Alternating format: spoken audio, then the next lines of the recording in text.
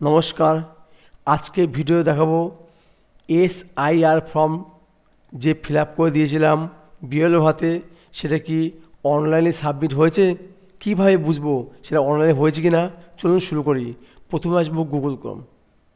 Google Chrome আসলে এখানে লিখতে হবে voters dot ECI dot GOV dot in. এই সাইটটি লিখে একটা এন্টার করুন। এন্টার করলে ডান সাইডে উপরে লেখা আছে লগ ইন আর সাইন আপ। প্রথমে আপনাকে সাইন আপ করে নিতে হবে। সাইন আপ কীভাবে করতে হবে দেখিয়ে দিচ্ছি। সাইন আপে ক্লিক করলাম। এখানে বসাতে হবে মোবাইল নাম্বার, এখানে বসাবেন ইমেল অ্যাড্রেস, ক্যাপচা কোডটা এখানে বসিয়ে কন্টিনিউ করলে হয়ে যাচ্ছে। ইমেল অ্যাড্রেসটা না বসালেও চলবে, বসাতেও পারেন। এরপরে যদি এটা হয়ে যায় এখান থেকে বেরিয়ে আসুন, করুন লগ ইন। এই যে লগ ইন করলাম। লগ ইন করে এখানে বসাবো মোবাইল নাম্বার এবং ক্যাপচা কোডটা এখানে বসাতে হবে। ক্যাপচা কোডটা বসিয়ে আমি কিন্তু রিকোয়েস্ট ওটিপি করব। আমার ফোনে একটা ওটিপি চলে আসবে। ওটিপি চলে আসছে, বসিয়েছি। ভেরিফাই লগ ইন করলাম। লগ ইন করার পরে এবার লেখা আছে ফিল এনুমারেশন ফর্ম।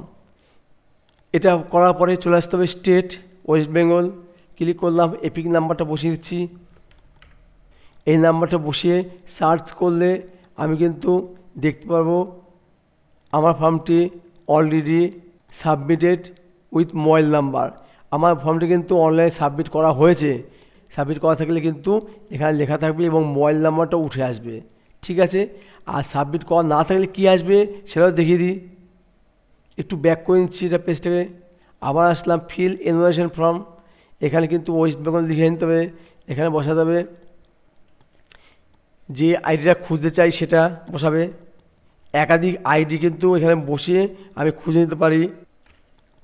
এপিক নাম্বারটা বসিয়ে আমরা করব সার্চ। সার্চ করলে কিন্তু এরকম একটা পেজ আসবে, যে পেজটার নাম লেখা আছে, এপিক নাম্বার লেখা আছে, সিরিয়াল নাম্বার, পার্ট নাম্বার সব লেখা আছে এবং যার এপিক নাম্বার তার নামটা পরিষ্কার এখানে বড় করে এখানেও লেখা আছে এবং আমাদের বিএলও যে নাম্বারটা সেটাও উঠে আসছে নামসহ।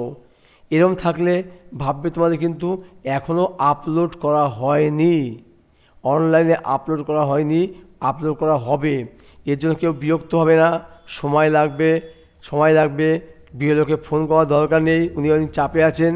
4ই ডিসেম্বর লাস্ট ডেট, এর মধ্যে তোমার একটা আপলোড হয়ে যাবে। এইটুকু সময় কিন্তু তোমার ধৈর্য ধরতে হবে, ওয়েট করতে হবে।